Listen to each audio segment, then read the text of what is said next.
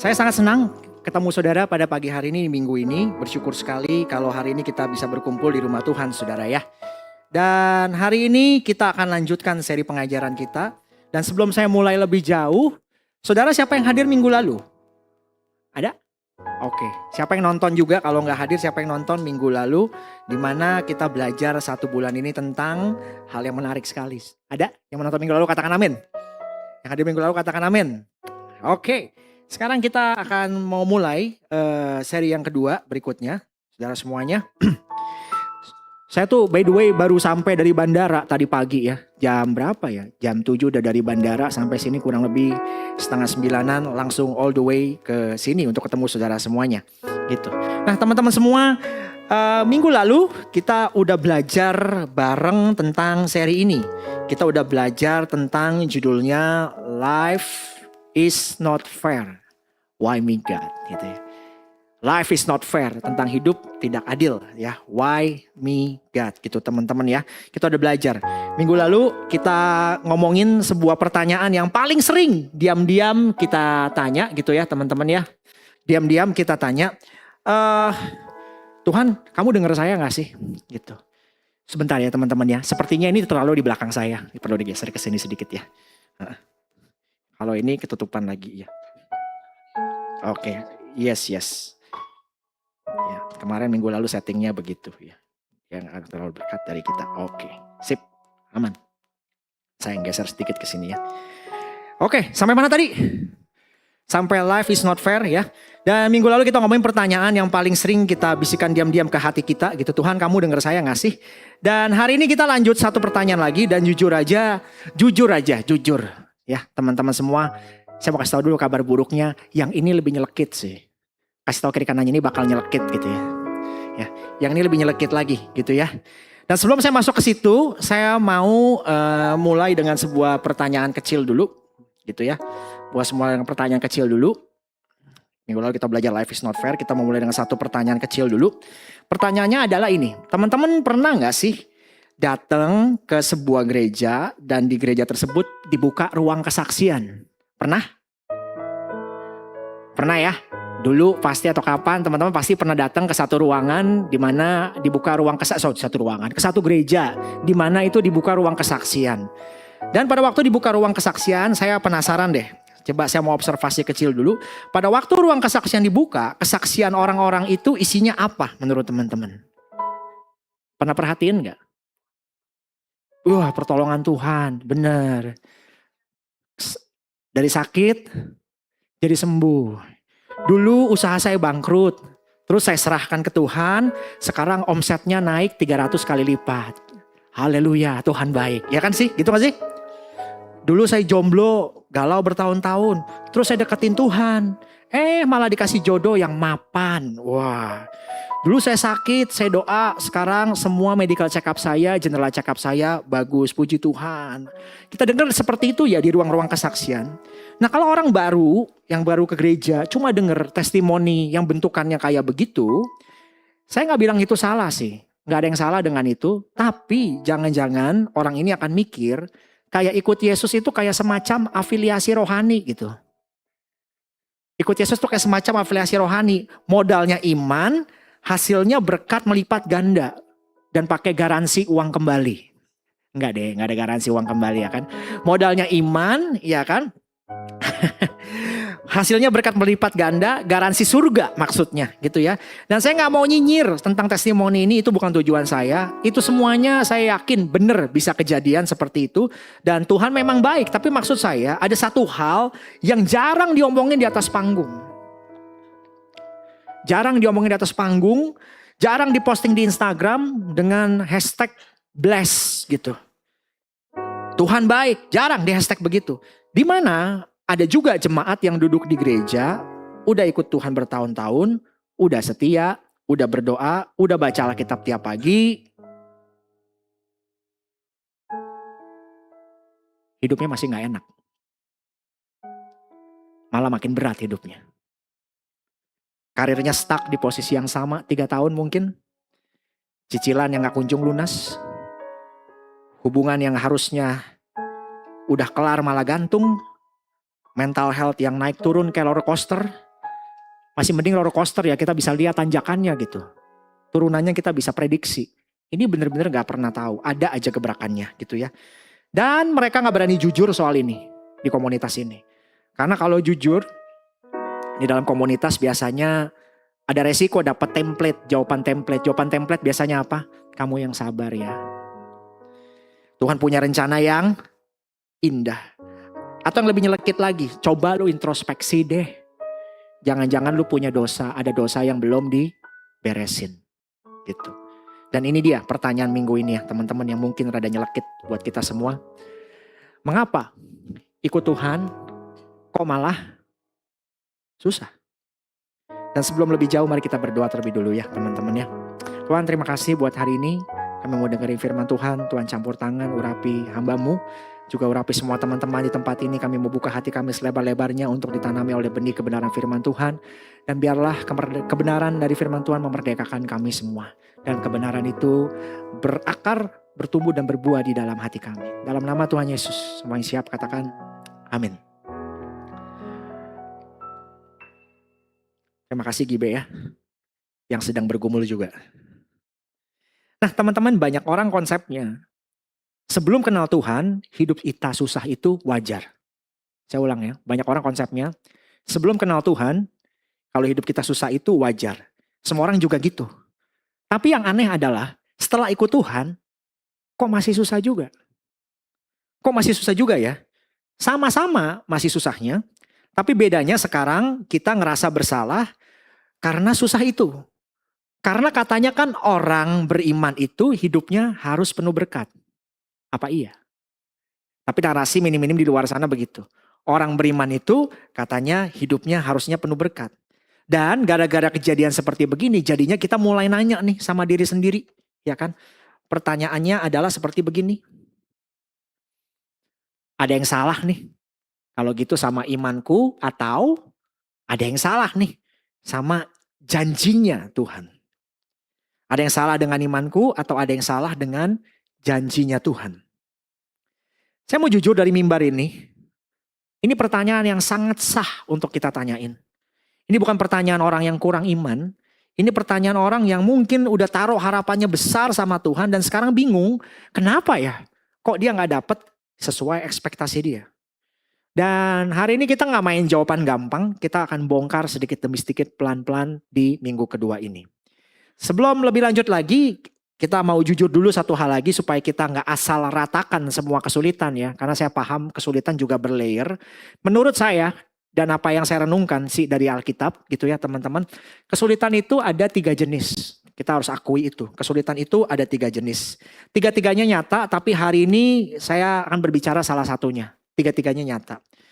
Kesulitan yang pertama ini yang sama-sama tahu ada kesulitan yang datangnya dari pilihan kita sendiri. Yang seperti teman tahu, kalau teman-teman punya penghasilan cukup, gak pernah memutuskan untuk nabung misalkan padahal mampu. Terus kaget kenapa keuangannya tiba-tiba berantakan. Teman-teman yang memutuskan selingkuh, terus kaget kalau ketahuan pacarnya malah mutusin dia. Seperti itu. Ini kesulitan yang dibuat terjadi karena pilihan kita sendiri gitu. Teman-teman yang kalau ujian gak pernah mau belajar karena beriman Tuhan yang sama. Yang membelah laut merah, Tuhan yang sama yang mengatupkan mulut singa, Tuhan yang sama yang bisa membawa Musa keluar dari Mesir, Tuhan yang sama bisa menuliskan jawaban sendiri katanya gitu. Ya kan? Jadi teman-teman ini kesulitan yang pertama gitu ya. Dan jujur Alkitab gak nutup mata soal kesulitan yang jenis ini juga. Alkitab gak tutup mata soal kesulitan jenis ini juga.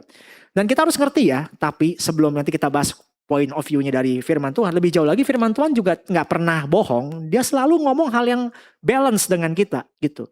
Karena kita harus tahu tetap di dalam Tuhan kita ada prinsip yang namanya menabur dan menuai. Alkitab yang ngomong sendiri. Karena apa yang ditabur orang itu juga yang akan dituainya. Apa yang ditabur orang itu juga yang akan dituainya. Ini bukan misteri rohani sih yang perlu didoain supaya dibukakan. Ini jelas hukumnya. Ada yang kita tabur, ada yang kita tuai. Dan Tuhan tidak. Sekali lagi, Tuhan gak pernah membatalkan janji itu. Apa yang kita tabur, itu kita tuai. Dan Tuhan gak pernah membatalkan janji itu. Tapi bukan kesulitan ini yang saya bahas hari ini. Nanti yang saya bahas hari ini adalah kesulitan yang nanti. ada cerita serunya gitu ya. Pada waktu kita berhadapan dengan ini. Nah, kalau saudara jujur sama diri sendiri dan sadar, kesulitan kita mungkin di arah yang pertama ini, hari ini kalau saudara sadar itu langkah besar.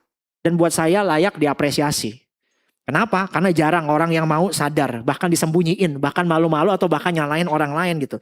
Dan buat teman-teman yang ada di titik ini, saya mau kasih satu gambaran singkat sebelum nanti saya masuk ke poin yang saya mau bahas. Saudara ingat cerita anak bungsu gak?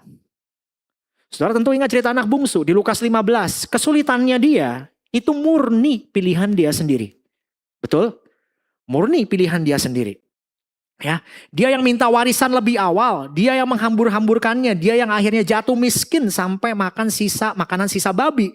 Dan Alkitab nggak menyembunyikan itu. Dan Alkitab juga nggak membela dia. Konsekuensinya tetap kena dia. Kesulitan tuh hadir dalam hidupnya.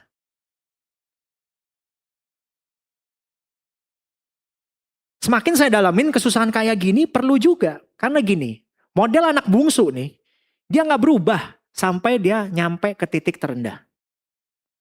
Kehabisan teman, kehabisan uang, kehabisan makanan, baru di situ dia sadar. Mungkin kayaknya ada yang salah nih dengan cara hidup saya. Same with us kadang-kadang. What some of us, selama hidup lancar-lancar aja, kita tuh jarang mikirin arah hidup kita. Waktu semuanya baik-baik aja, kita kayaknya jalannya pakai autopilot gitu. Ya kan? Gak mikirin tujuan hidup, bahkan gak mikirin Tuhan. Tapi begitu ada kecelakaan, quote unquote, atau ada masalah besar, itu langsung menyita perhatian kita. Dan teman-teman harus nyadarin, ini seringkali adalah cara Tuhan untuk mengubah arah hidup kita. Ini pun adalah cara Tuhan untuk mengubah arah hidup kita. Nah, tapi yang menarik adalah pada waktu dia pulang, si anak bungsu, bapaknya tuh gak berdiri depan pintu sambil bilang, gua kata juga apa. Bandel.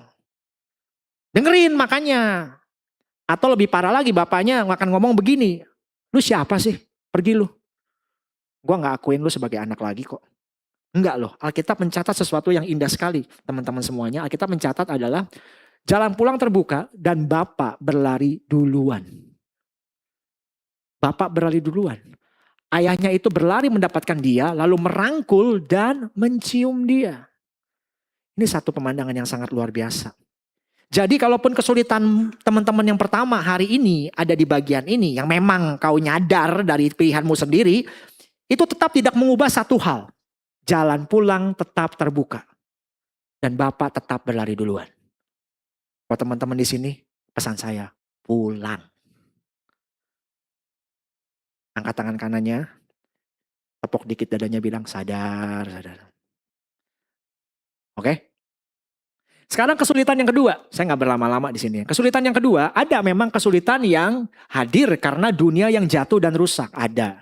Kesulitan hadir karena dunia ini sudah jatuh dalam natur dosa dan dunia ini makin rusak seperti sakit, kecelakaan, bencana. Nggak selalu terkait dengan pilihan kita sama sekali, nggak selalu. Tapi memang it's happen, gitu. Ya kan? Tapi konteks kita today, kita mau bahas ke kesulitan yang satu lagi ini. Kesulitan di mana unexpected, tak terduga.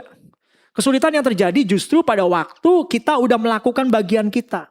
Kita udah ikut Tuhan. Kita udah mencoba melakukan hal yang benar. Kita berjuang melakukan hal yang terbaik dalam kehidupan kita. Sepemahaman kita tentu aja. Gitu. Kita fokus yang ini gitu ya. Dan sekarang sebelum kita ke Alkitab, saya mau kita ngerti lagi dan jujur sekali lagi. Pada waktu tadi kan kita udah ngomong banyak orang kesaksiannya begitu. Saya mau kita breakdown lagi lebih jauh lagi. Nah menurut teman-teman dari mana ekspektasi itu datang bahwa ketika ikut Tuhan hidup jadi mudah? Karena kita ngomong kesulitan yang ketiga, sekarang kita mulai bedel dikit. Dari mana ya ekspektasi itu datang? Konsepnya dari mana bahwa ikut Tuhan sama dengan hidup kita makin gampang atau makin mudah? Datangnya dari mana sih? Karena Yesus sendiri gak pernah bilang gitu. Sepanjang saya pelajari Alkitab, Yesus sendiri gak pernah bilang yang konsepnya kayak begini. Ada gak ayat yang bilang barang siapa percaya kepadaku besok cicilan KPR-nya lunas? Ada? Barang siapa yang percaya kepadaku mertuanya kelak akan menyukai dia. Kayaknya gak ada ya. Pola-pola seperti begitu tidak ada. Tapi entah kenapa ekspektasi itu nempel di kepala kita. Mungkin saya duga datangnya mungkin dari lagu pujian. Yang liriknya lebih optimis dari teologinya. Itu bisa. Mungkin dari khotbah di sosmed yang saudara nonton, yang diambil cuma sepotong doang, tanpa konteksnya. Dan generasi kita terpapar akan hal itu, mengamin-aminkan yang sepotong-sepotong itu tanpa ngerti konteksnya. Atau mungkin dari kesaksian seseorang di media sosial di mana lagi-lagi cuma posting di sisi menangnya aja. Gak pernah posting di hari di mana mereka nangis di kamar mandi berhadapan dengan kesulitan mereka. Sambil berdoa, Tuhan kok hidup gue gini banget ya. Kalau kita rangkum semua testimoni yang saya sebut di awal tadi, ini semua jadi satu rumus, bunyinya kan kira-kira begini kan. Iman kita kali janji Tuhan sama dengan hidup penuh berkat. Kira-kira itu konsep yang berada di kepala banyak orang Kristen pada umumnya. Iman kita dikali janji Tuhan sama dengan hidup penuh berkat. Mungkin ini dalang di balik semuanya. Kedengarannya masuk akal. Semakin gede imanmu katanya. Semakin penuh berkatmu. Tapi begitu ada variabel dalam hidup ini kan variabelnya dua ya. Iman kita atau janji Tuhan. Variabelnya dua. Tapi begitu ada variabel dalam hidup kita yang sama dengan hidup penuh berkatnya. Variabel 3 ya. 1, 2 dan hasilnya gitu ya. Variabel misalkan hasilnya gak sesuai dengan apa yang kita pikirkan. Ada yang salah nih. Salahnya di mana? Kalau saudara suka matematika, pasti kalau yang disama denganin salah, jangan-jangan ada yang salah dengan variabel A atau ada yang salah dengan variabel B dong kalau begitu konsepnya. Ya kan? Berarti imannya kurang. Atau berarti rumusnya salah. Dan gara-gara itu banyak orang mundur dari Tuhan. Karena ekspektasinya kayak begini sih. Yang dicekokin gitu tiap hari. Tapi saya mau kita pegang baik-baik satu hal sebelum lanjut. Masalahnya rumus ini nih bukan di angka imannya. Masalahnya ada di variabel satunya. Yaitu di janji Tuhannya. Saya ulang ya. Masalahnya rumus ini bukan di masalah imannya. Tapi di variabel janji Tuhannya. Yang saya maksudkan adalah seperti ini teman-teman ya. Secara sederhana aja. Ini. Kalau ini adalah variabelnya. Iman kita kayak janji Tuhan. Masalahnya bukan variabel imannya. Tapi adalah di janji Tuhannya. Maksudnya gimana kok Andre? Kalau kita bilang janji Tuhan. Saya akan bertanya lebih teliti lagi. Janji yang mana?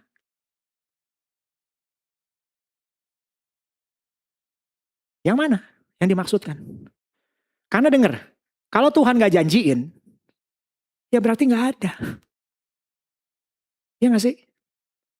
Janji yang mana yang dimaksudkan? Gitu. Gimana kalau itu gak dijanjiin? Artinya ini 0. Kalau variabel ini 0, mau imannya 3, mau imannya 200, mau imannya 20.000 bahkan. Dikali 0, hasilnya pasti 0. Kan kita perlu lebih paham tentang itu lebih lagi. Iman sebesar apapun dengerin ya. Dikali janji yang gak pernah ada. Hasilnya tetap ya gak ada.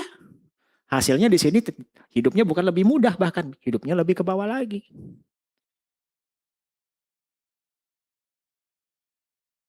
Sebenarnya rumus ini punya nama ya. Dalam teologi itu namanya cara berpikir agama, bukan Injil. Bedanya begini. Bedanya begini.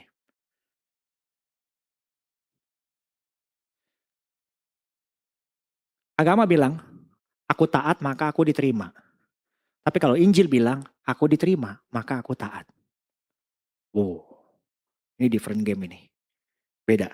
Kelihatannya cuma dibolak-balik urutan katanya, tapi ini dua fondasi yang sama sekali beda. Kalau kita jalan dengan logika agama, hubungan kita sama Tuhan itu kayak kontrak kerja. Aku setor ketaatan, Tuhan kasih kemudahan. Begitu hidup jadi susah, padahal aku sudah setor ketaatanku, ya aku curiga dong. Ya gak sih? Curiga dong. Kayaknya kontraknya ada yang diingkari nih, entah aku yang kurang bayar atau Tuhan yang nepatin janji ya. Belum lagi dengan ancaman-ancaman yang dibuat di luar sana. Kalau saudara mau hidup saudara penuh dengan berkat, beri. Maka akan dikembalikan kepadamu berkali-kali. Iya, you know, semua hal-hal kayak begitu gitu. Tapi kalau kita jalan dengan logika Injil, ceritanya beda dari awal. Aku diterima Tuhan bukan karena aku udah setor cukup ketaatan. Aku diterima karena Yesus sudah membayar semuanya di kayu salib tuntas. Sebelum aku sempet bahkan setor apa-apa. Ketaatanku yang sekarang even bukan cicilan supaya diterima. Itu respon syukur dari orang yang sudah diterima duluan. Ini yang mengubah semuanya waktu hidup jadi susah. Karena kalau penerimaan Tuhan atas saya nggak pernah berdasarkan performa saya, dengerin. Maka susahnya hidup saya juga bukan bukti kontrak batal, nggak ada. Susahnya hidup nggak bisa mencabut status aku yang udah diterima Tuhan, nggak ada. Amin. Karena statusnya nggak pernah dari awal ditentukan oleh seberapa beres hidup saya, seberapa mulus hidup saya, enggak. Saya memang udah diterima. Gitu.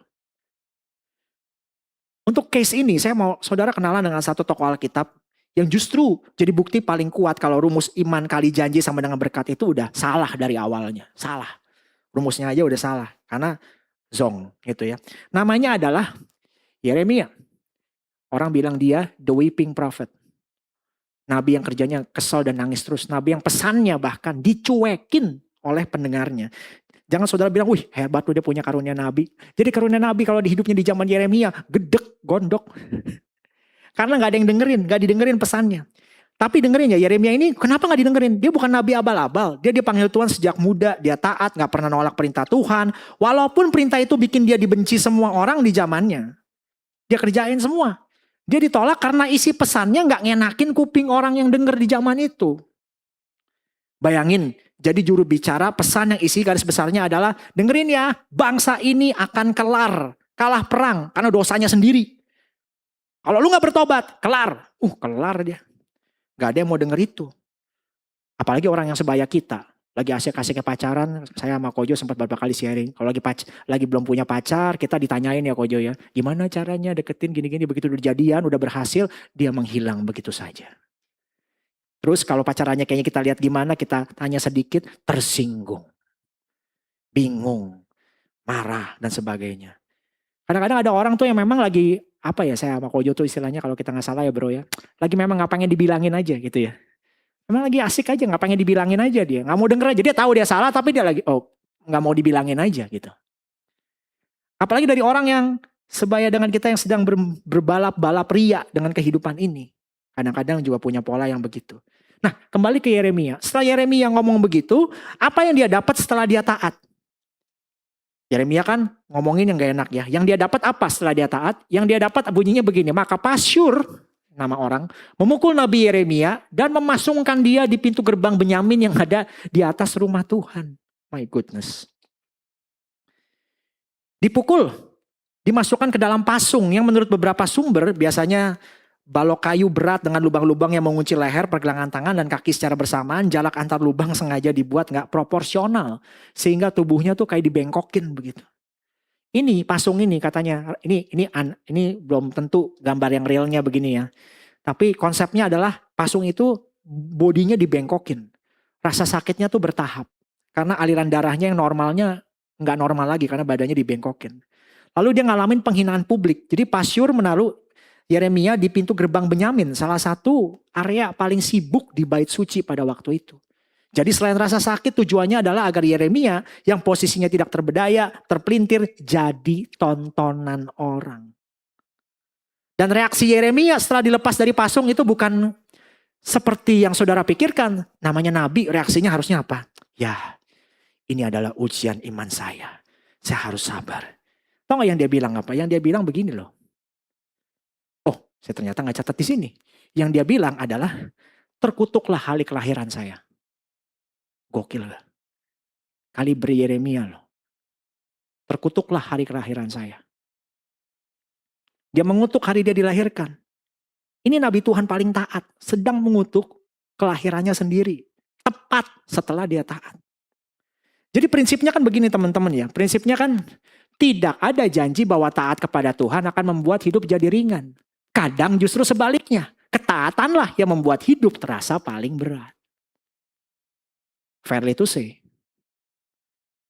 Maaf, saya hari ini gak datang buat entertain saudara nih. Tapi begini kenyataannya. Tidak ada janji bahwa taat kepada Tuhan akan membuat hidup jadi ringan. Gak ada. Kadang justru sebaliknya. Ketaatanlah yang membuat hidup terasa paling berat. Jadi kalau rumus iman dikali janji berkat itu benar, Yeremia harusnya jadi orang yang paling makmur di zamannya. Tapi dia yang paling menderita.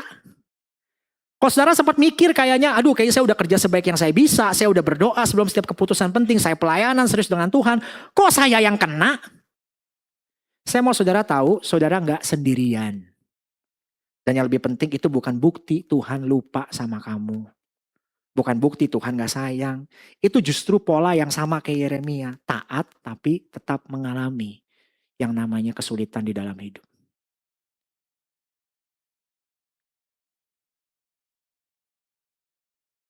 Jadi jangan mikir, jangan-jangan ada yang salah nih. Ibarat HP nih, ini kayaknya sistem kena bug nih, gak bekerja dengan baik nih. Gue mesti reset lagi dah, download ulang lagi aplikasi biar semua jalan lancar. Enggak. Memang begini polanya.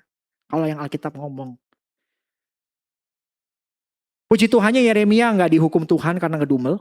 Panggilannya gak dicabut, Tuhan tetap hadir, Tuhan pakai dia. Sampai jadi salah satu kitab Nabi terpanjang di seluruh Alkitab kita. Oke. Saudara pasti ada sesuatu yang nyampel di hati. Saya waktu bergumul ini juga sama. Sekarang biar adil. Saya harus akui, Alkitab ada juga ayat yang bilang kalau kamu taat kamu diberkati. Ada gak? Fair, ada. Ulangan 28. Janji berkat itu nyata, betul? Amsal baca deh, banyak. Bukan ayat yang salah. Dan kita gak mau pura-pura ayat itu gak ada juga. Tapi ayat Amsal itu ngomong pola umum. Gimana dunia ini biasanya bekerja. Gitu. Kalau hidup kita bijak, bagaimana dunia ini biasanya bekerja kalau hidup kita bijak, itu pola umum. Ini beda sama dengerin jaminan personal, beda. Ini beda sama jaminan personal buat kita. Hari ini di masalah spesifik yang kita hadapin, janji personalnya mungkin bunyinya gak begitu. Tapi pola umum itu ada di Amsal, ada. Dan janji berkat itu ada di eranya untuk memberkati korporat bahkan bangsa Israel gitu. Sampai sini teman-teman nangkep ya. Jadi saya try untuk balance di sini gitu. Lagi-lagi karena gini, saya percayanya gini, kalau itu adalah hal yang prinsip, mau dari zaman kuda gigit besi sampai kuda jadi mobil, itu sama.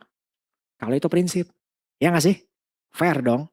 Kalau itu hal yang prinsip, makanya saya bilang kalau kita makin lebih dalam membaca Alkitab kayak Amsal, kayak janji berkat itu kita perlu dalamin lagi. Itu memang pola umum bekerja tapi sometimes itu bukan janji personal kepada situasi kita spesifik yang kita hadapin saat sekarang ini. Gak melulu begitu maksud saya. Di Alkitab ada satu tokoh lagi namanya Ayub. Ini orang paling saleh di generasinya. Tapi dia menderita paling parah, ya gak sih?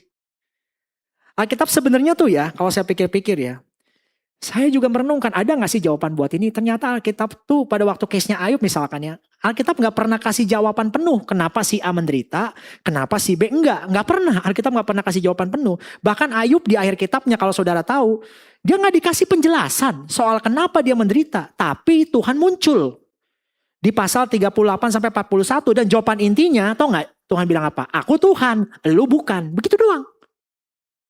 Aku Tuhan, kamu bukan. Jadi bukan penjelasan rinci soal rencananya dan di akhir kitabnya tuh Ayub gak pernah dikasih tahu kenapa, bahkan yang dia dapat bukan penjelasan, yang dia dapat Tuhan sendiri yang hadir. Jadi kalau saudara gak tahu kenapa hidupmu seberat ini, padahal saudara udah taat, saudara tuh gak sendirian. Dan itu bukan berarti kita harus berhenti cari jawaban ya, atau berhenti berjuang. Itu berarti saudara ada di posisi yang sama kayak Ayub, kayak Yeremia, gak dikasih penjelasan penuh. Tapi dijamin kalau saudara merenungkan baik-baik, saudara pasti merasakan kehadiran Tuhan di situ. Oke, sekarang saya mau luruskan satu hal supaya kita gak salah arah dari sini. Ada juga tekanan yang dalam kesulitan memang Tuhan pakai untuk meluruskan langkah kita, setuju gak? Ada, mengoreksi kita, itu benar. Dan Alkitab gak menyembunyikan itu, Daud sendiri menulis begini kok. Ya. Sebelum aku tertindas, aku menyimpang. Tetapi sekarang aku berpegang pada janjimu, sedap. Ada masa memang Tuhan memakai tekanan sih. Sama seperti anak kecil itu mau nyebrang jalan. Bapaknya tahu nih bahaya. Dicengkram kenceng, mungkin menyakitkan. Ditarik bulu-bulu gitu. Supaya apa? Supaya anak itu gak lari ke jalan raya yang berbahaya. Dan resikonya tuh bisa mencelakakan dia. Dan itu nyata sih. Dan pola itu juga ada di Alkitab. Tapi dan ini yang harus tegas kita bedain teman-teman. Ini beda jauh sama pikiran. Kalau hidupku susah berarti ada dosa yang belum aku beresin. Itu maksud saya. Jauh banget.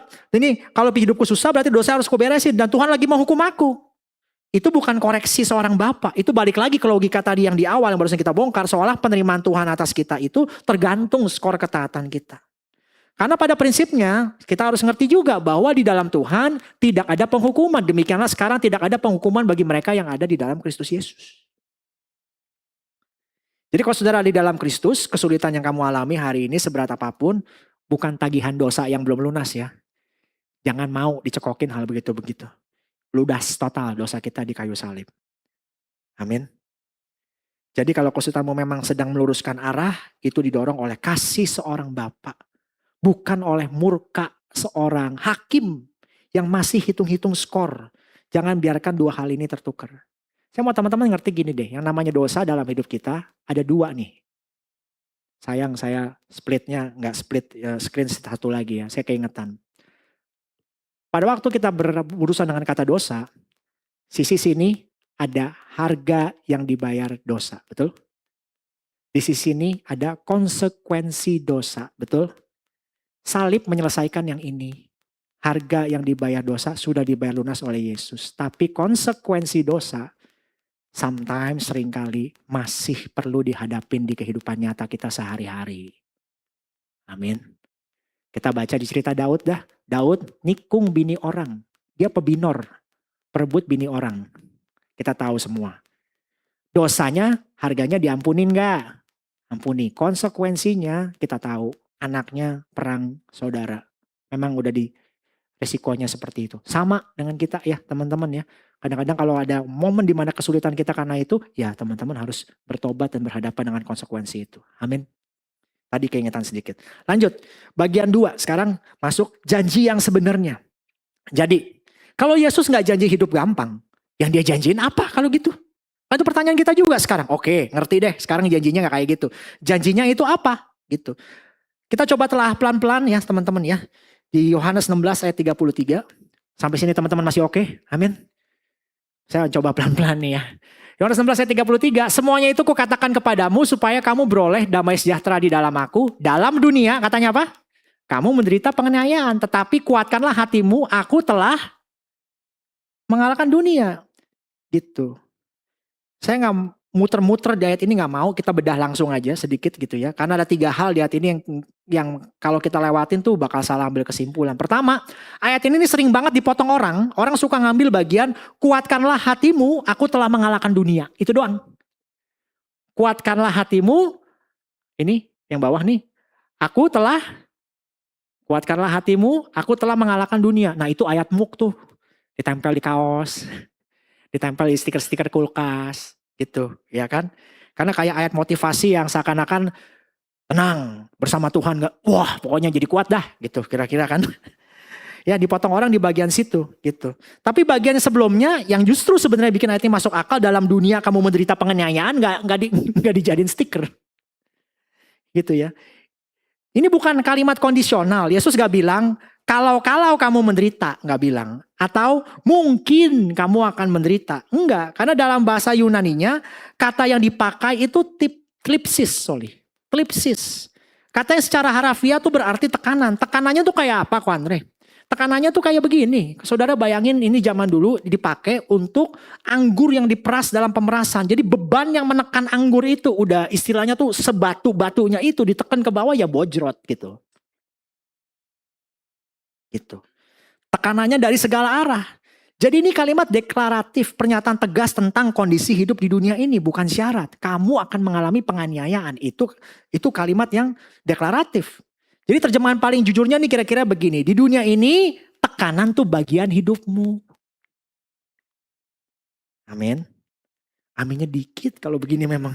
Memang bahas begini udah tahu sih. Jarang amin-aminnya banyak kalau lagi begini. Jadi dalam hidup kita yang namanya tekanan tuh bagian hidup kita. Amin. Nah dikit lagi sama. Gak banyak orang yang suka ya. Iya. Sampai kesini pun kita mengalami penganiayaan sampai ke lantai 4 ya. Bukan mungkin, itu kenyataan. Itu sesuatu yang wajar.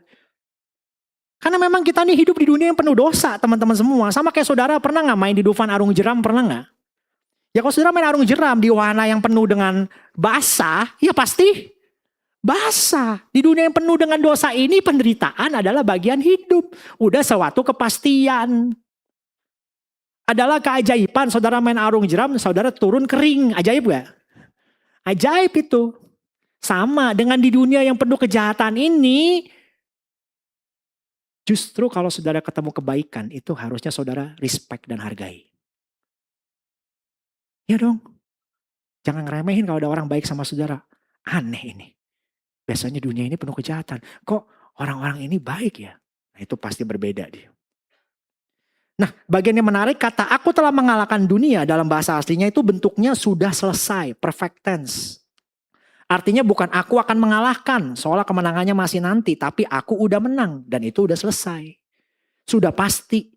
Dari zaman Yesus ngomong itu. Yesus ngomong ini sebelum dia disalib, sebelum kebangkitan, tapi dia udah ngomong dalam bentuknya itu berarti seakan-akan itu semuanya sudah terjadi. Gitu. Ibaratnya begini, saya kan habis operasi kemarin. Dokter saya datang ke kamar saya, bawa hasilnya. Andreas, ini hasilnya. Nih, bukti otot kamu sudah saya reparasi. Gambarnya yang real, saudara tahu gak sih? Dia masukin kamera kayak dijepret gitu loh. Gambarnya real, gue gak ngerti tuh gambar urat kayak urat. Lu pernah makan daging wagyu ada urat-urat putih gitu gak sih? Kelihatan gitu. Ini ya, lutut kamu udah nempel nih sekarang, jaringannya udah operasi berhasil ya. Wih, iya dok, saya bilang gitu. Yang robek saya udah jahit juga ya Andreasnya. Iya dok, gue udah pingsan total, gue mana tahu. Ya kan tuh kaki siapa juga gue gak tahu, udah deh. Ya kan, tapi dia udah bilang ini udah pulih total. Amin. Yang artinya menurut analisa dia secara profesional, mutlak dikatakan operasinya berhasil. Semua oke. Kabarnya final gak? Final. Udah pasti gak berubah lagi besok atau minggu depan. Tapi saya kan 2-3 hari kemudian masih ngerasain sakitnya. Sakitnya luar biasa tiap kali gerak. Masih harus di fisioterapi. Masih harus berjalan ulang. Masih harus susah. Pistol squat, remember? Anda mesti lurus guys. Ya kan? Gitu. Kesembuhannya udah settle. Sejak dokter ngomong kalimat itu. Tapi proses pemulihannya sakitnya tuh masih real. Masih berlangsung berminggu-minggu. Itu yang mungkin saya bisa ambil, ya gak ada ilustrasi yang sempurna saudara ya. Tapi mungkin itu bisa membantu kita berpikir, Yesus sudah ngomong, aku telah mengalahkan dunia. Gitu. Tapi dalam dunia kamu akan menderita penganiayaan. Walaupun hasil akhirnya udah tahu.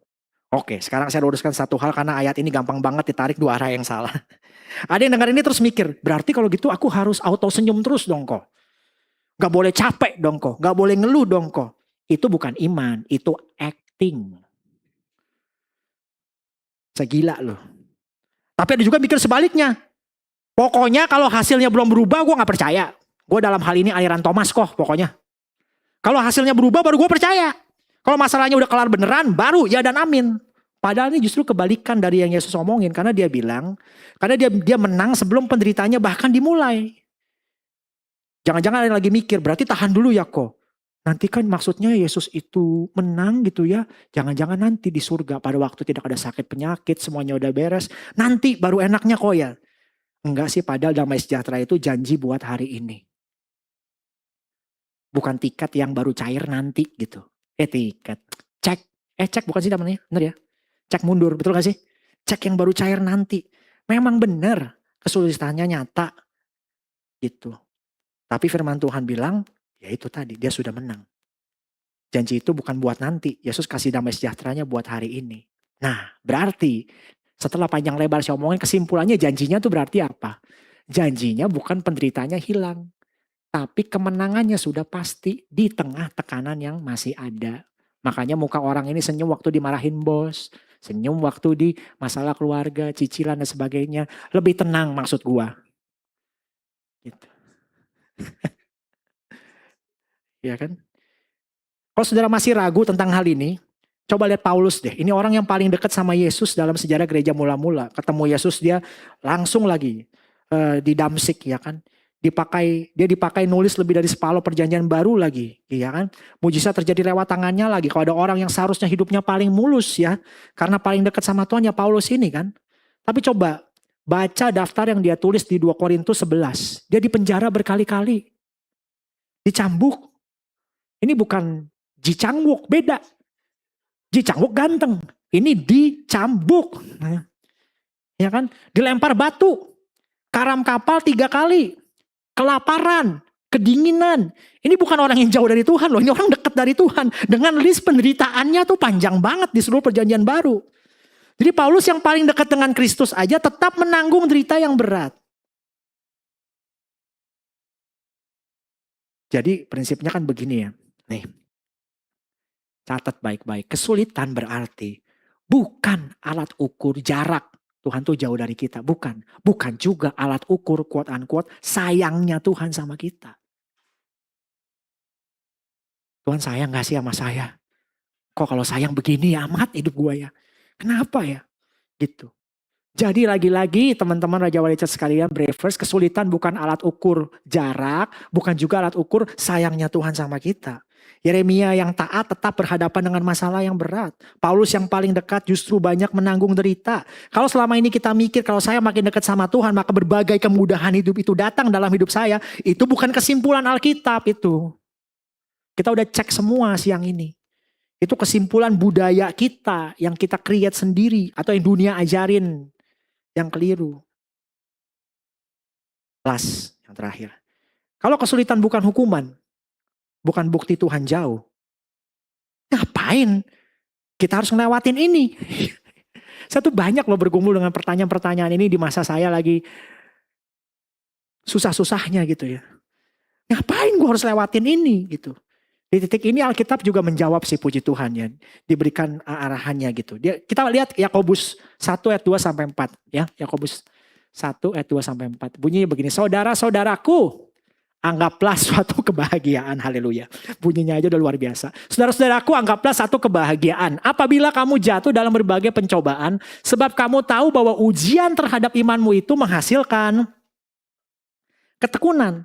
Sama kayak tadi kan, kalau kita pelajari lebih jauh, kita bedah teksnya langsung, gak buru-buru ke aplikasinya, kita akan ngerti betul nih apa yang sebenarnya dikatakan ayat ini. By the way, ini konteksnya untuk jemaat yang serius dengan Tuhan tapi malah dianiaya ya. Yakobus ini surat kepada jemaat yang lagi serius dengan Tuhan tapi malah dianiaya. Jadi kita luruskan dulu ya teman-teman ya, kata kebahagiaan di sini. Nih, saudaraku, anggaplah suatu kebahagiaan. Apanya yang bahagia? Ya karena saudara mikirnya bahagia yang saudara pikir itu adalah di sini. Konsepnya senang. Bahasa Inggrisnya happy. Nah, yang Paulus maksudkan bukan ini. Bahasa Alkitab adalah di sini adalah joy. Yang udah pernah sering kita bahas. Bahasa aslinya adalah kara. Yang gak dipakai masak soto itu tapi ya. Joy. Joy ini apa? Bahasa Indonesia teman-teman tahu semua pasti suka cita. Apa bedanya senang dan sukacita? Kita sama-sama tahu. Jadi Yakobus nggak nyuruh kita pura-pura senang. Itu namanya gila. Ya kan? Pura-pura happy pas hidup lagi hancur. Dia nggak bilang fake it till you make it. Karena ada loh saya dengar konten begitu. We must fake it till you make it. Wah ampun. Ini lebih dalam dari sekedar perasaan. Ada yang lebih stabil sekalipun perasaan kita lagi berantakan gitu teman-teman. Sukacita itu beda sama senang ya. Senang itu kan reaksi terhadap keadaan yang enak. Ya gak sih? Reaksi terhadap keadaan yang enak. Tapi sukacita itu keyakinan yang bisa berdiri sendiri sekalipun keadaannya gak enak. That's the difference. Jadi ya maunya di joy di kara ini teman-teman ya. Oke. Nah terus kata ketekunan, kalau kita perhatikan tadi kebahagiaan, kata ketekunan itu ternyata kalau didalamin lagi, ya kan ini bunyi ayatnya coba saya lihat balik ya. Anggaplah suatu kebahagiaan apabila kamu jatuh ke dalam berbagai pencobaan sebab kamu tahu bahwa ujian terhadap imanmu itu menghasilkan ketekunan. Nah, kata ketekunan dalam bahasa Yunani itu hupomone yang secara harafiah artinya bertahan di bawah beban. Utang, harapan keluarga, tekanan kerja, kesehatan, masalah keuangan. Wah, ini wanita Wonder Woman ya. Ya kan? Bertahan di bawah beban. Bukan lari dari beban. Maksudnya tuh gitu. Ketekunannya tuh apa? Tahan di bawah beban. Bukan lari dari beban. Karena banyak orang hari-hari ini kalau ada masalah lari. Bukan juga dilindas beban. Bukan begitu maksudnya. Tapi bertahan dengan beban yang masih ada di pundak kita. Dan ini menariknya. Saya coba kita seperti saya bilang ya, kalau namanya prinsip harusnya muncul lagi di Alkitab. Minim-minim 2 kali.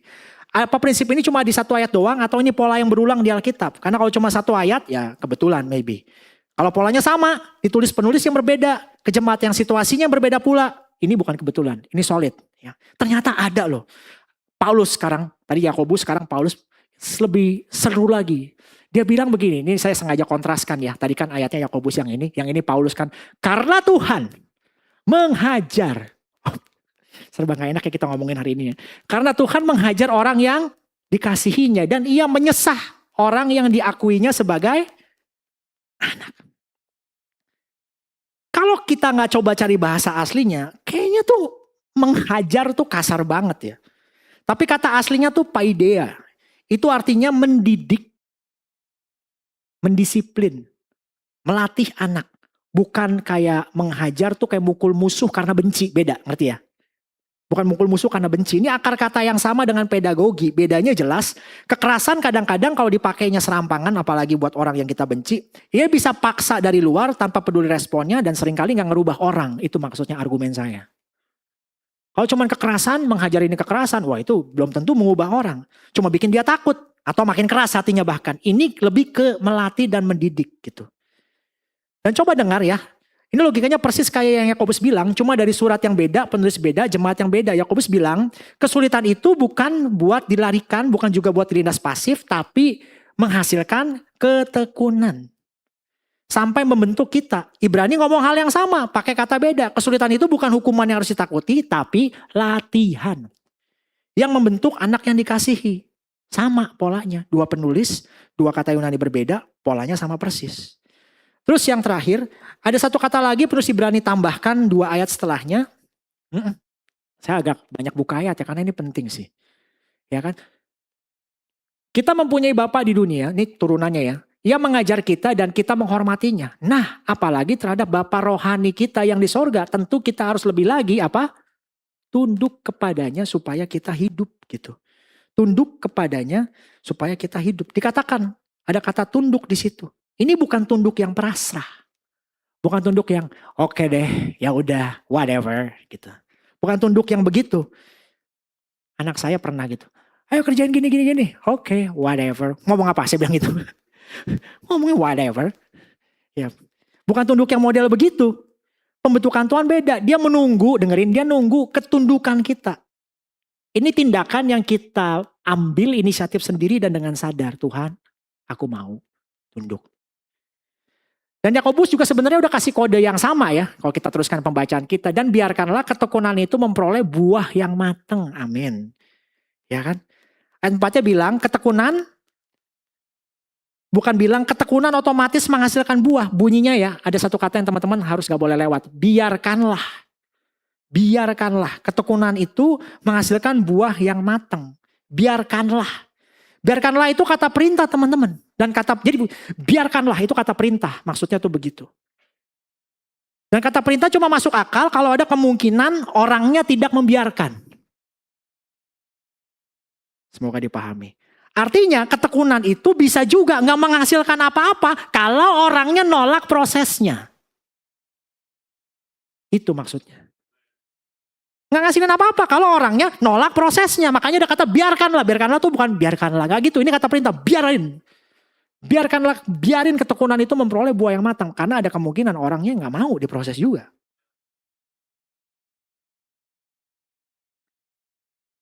Persis logikanya sama di Ibrani 12 ayat 11 ini. Gitu ya. Bunyinya apa? Memang tiap-tiap ganjaran pada waktu yang diberikan tidak mendatangkan sukacita. Sama polanya. Kalau gak dibiarin bisa juga gak mendatangkan sukacita. Tetapi kemudian, ada kata kemudian. Sometimes kesulitan kita itu nanti perubahannya buahnya gak tahu kapan. Kemudian, nanti berarti gak pernah tahu kapan. Yang menghasilkan buah kebenaran yang memberikan damai kepada mereka yang dilatih. Mereka yang dilatih olehnya. Artinya orang-orang yang membiarkan dirinya dilatih. Menghadapi kesulitan itu. Orang-orang yang mengizinkan dirinya dilatih. Karena ada sekali lagi orang yang gak belajar apa-apa. Padahal kesulitannya sama. Buktinya ngulang lagi ntar. Saya tuh beneran kapok terlibat dengan masalah hutang. Itu latihan saya. Sekarang, waduh bener-bener berusaha rapi deh, catat keuangan. Kenapa? Kapok. Itu harga latihannya seharga ayam goreng saya nggak bisa beli kasih makan istri saya. Serius. Tapi ada nggak orang yang udah gitu, dapat mujizat Tuhan, ditolong Tuhan, habis itu ulang lagi. Itu maksudnya. Nggak mengizinkan diri mereka tuh dilatih. Tapi kemudian kalau kita izinkan, dia menghasilkan buah kebenaran yang memberikan damai, sejahtera. Jadi, kalau ini semua penjelasan ayat ini lupa, ingat yang ini aja. Dari sini kita ngerti ya prinsipnya, masalah utamanya bukan masalahnya. Tapi masalah utamanya adalah bagaimana kita merespon masalah itu.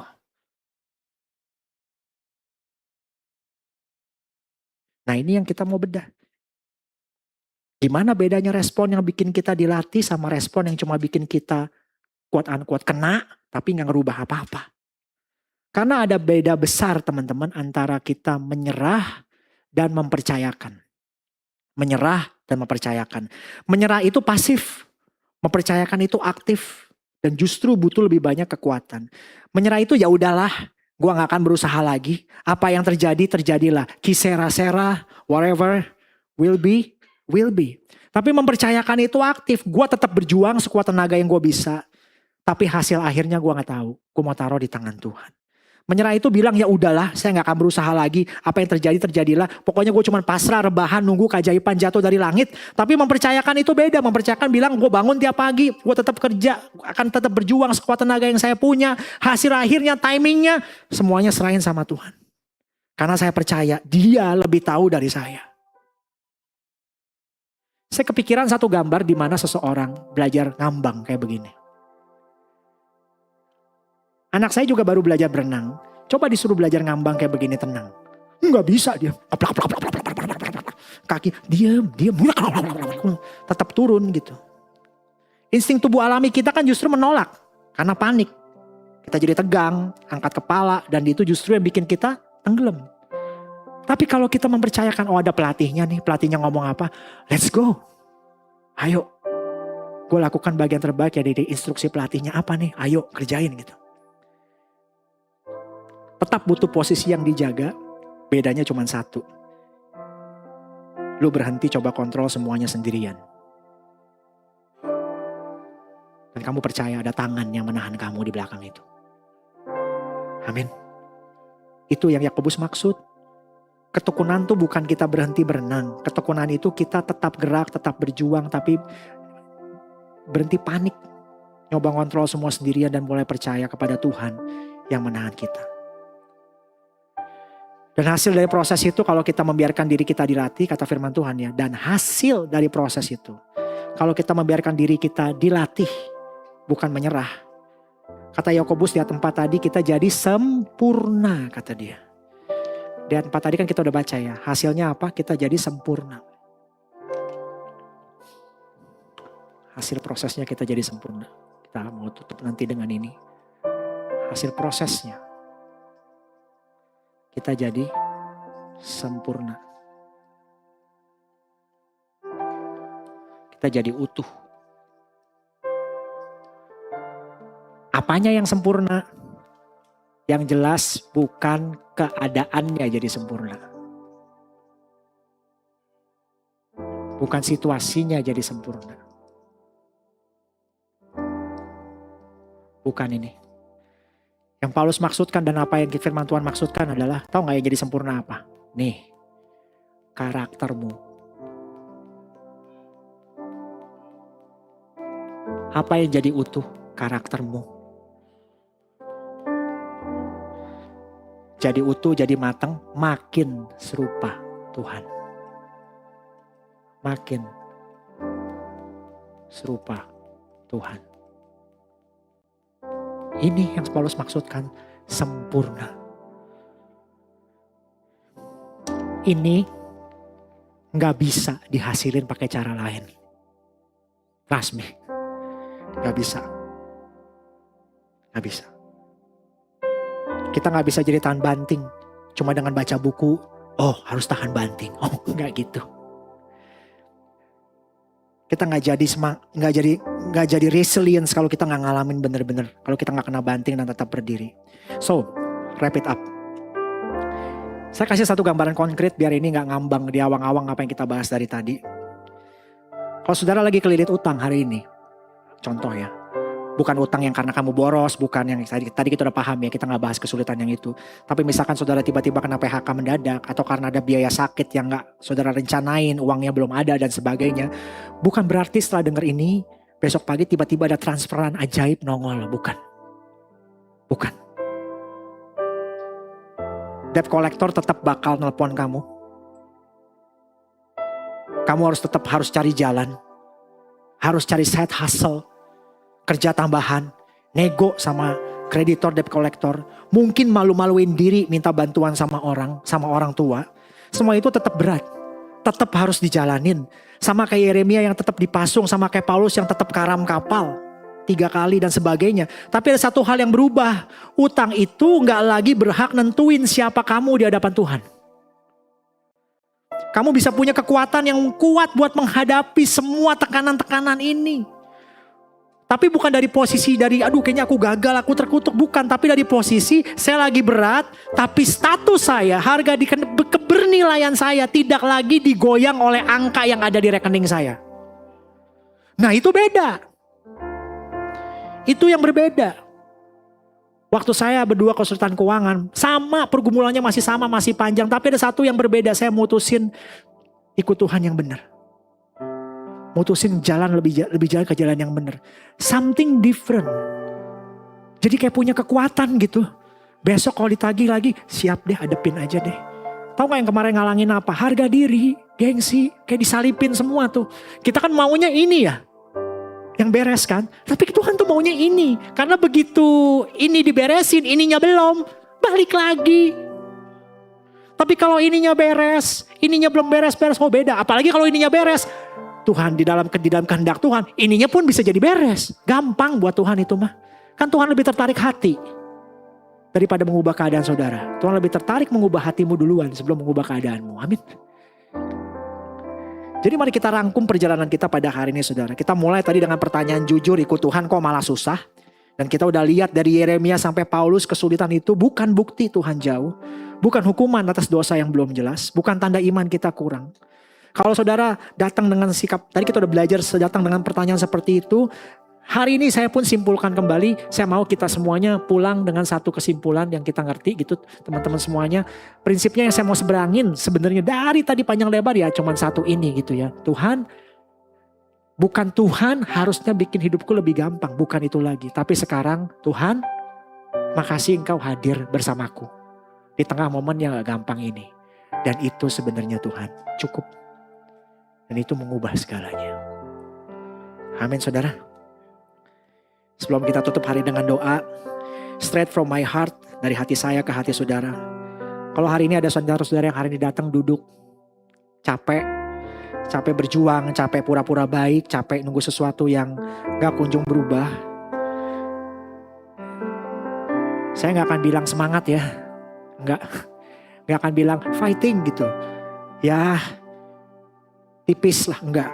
Karena yang mungkin bukan itu yang saudara butuhin. Dan saya gak mau jual harapan murahan itu di mimbar ini.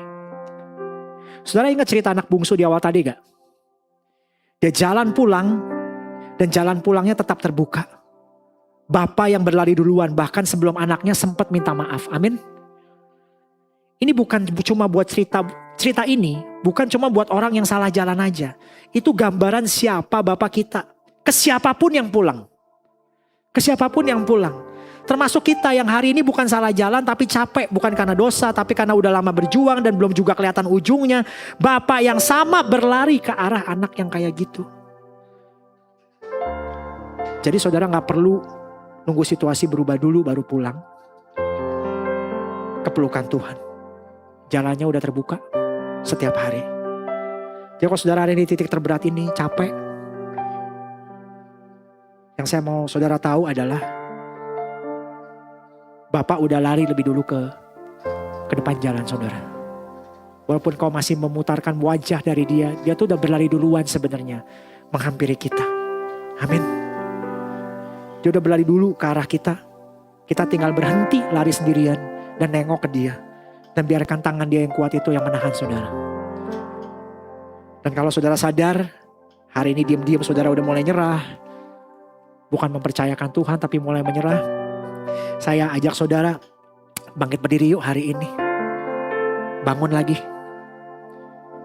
Saya ajak saudara bangun lagi. Kali ini bukan pakai kekuatan saudara, tapi percaya pada dia, pada tangannya yang ada bersama saudara. Amin saudara. Amin.